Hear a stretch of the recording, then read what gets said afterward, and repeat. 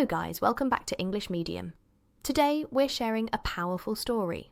A story that asks a hard question. If someone eats animals to survive, are they wrong? Can we choose kindness when we are starving? This story isn't just about food. It's about life, compassion, and understanding the world beyond our plate. Let's begin. It was a quiet afternoon in a village where the sun painted gold on the fields.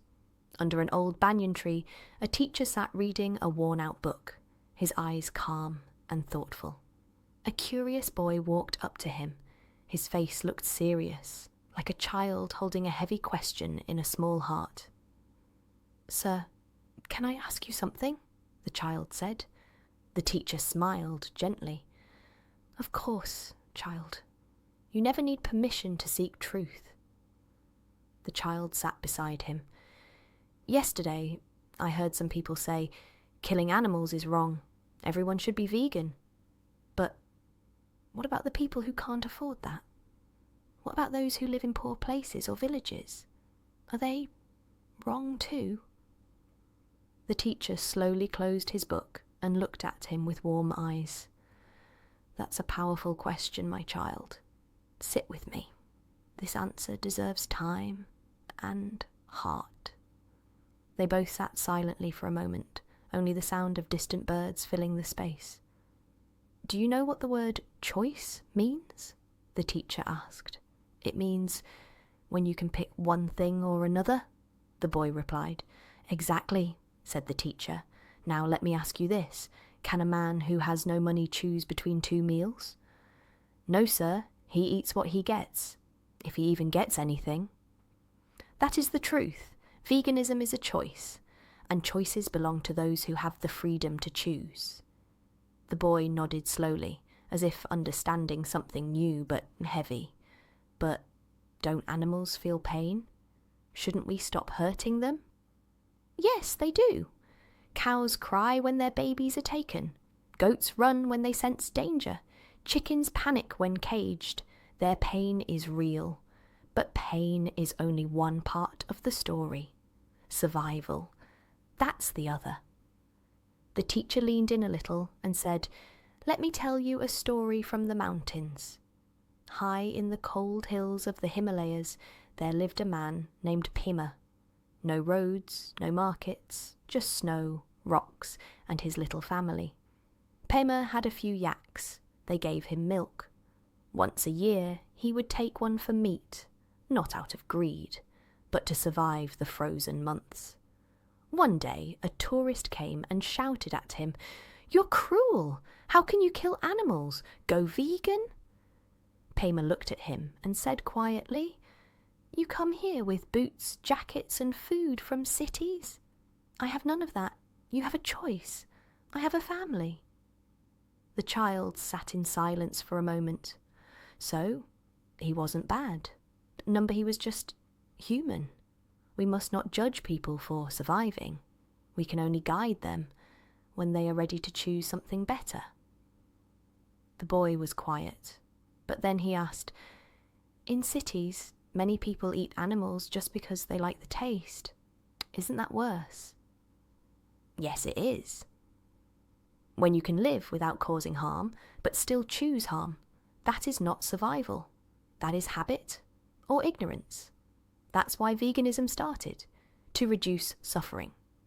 To say, if I can live without killing, why not try? But we must never use compassion as a weapon to shame others." The child thought for a long while.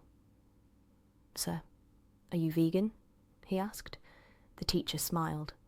"I try to be. Not perfectly, not always. But I try because I can. Because I have the freedom to choose. You see, child, morality without empathy becomes pride." The boy looked up at him.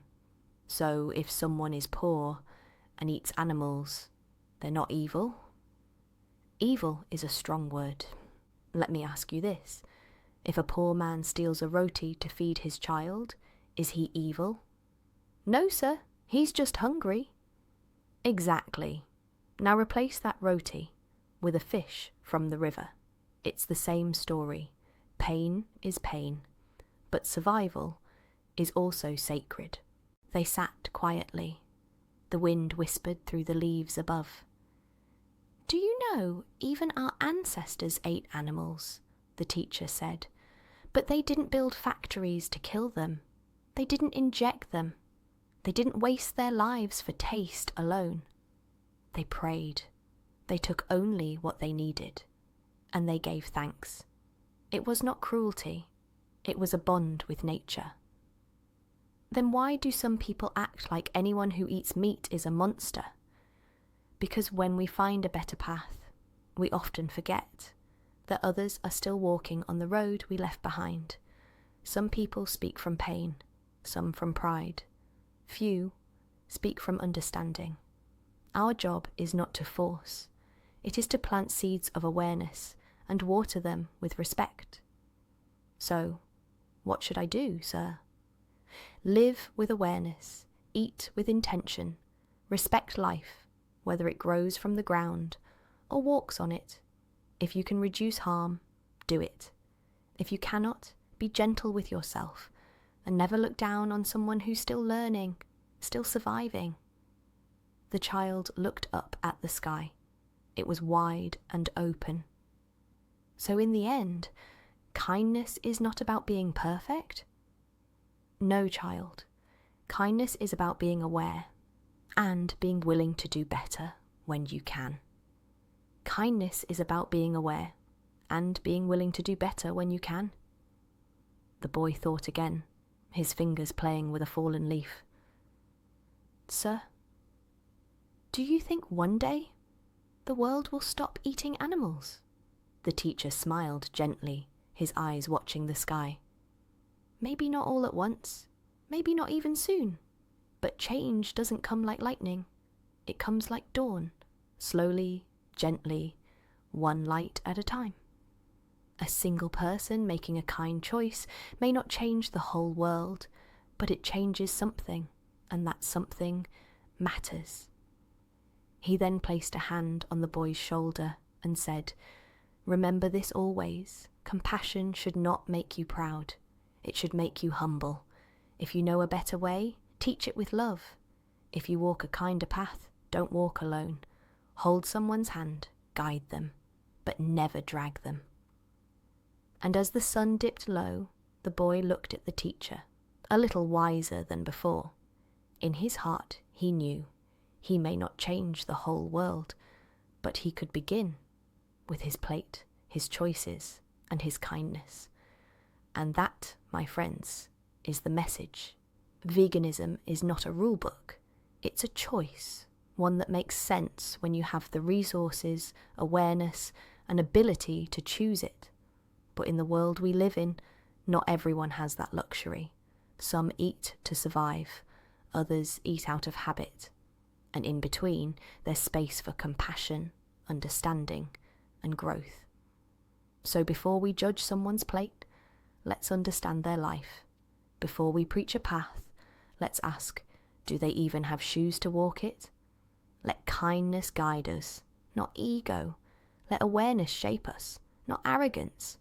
If this story touched your heart, share it with someone. Leave a comment below. Kindness is not perfection, it's progress.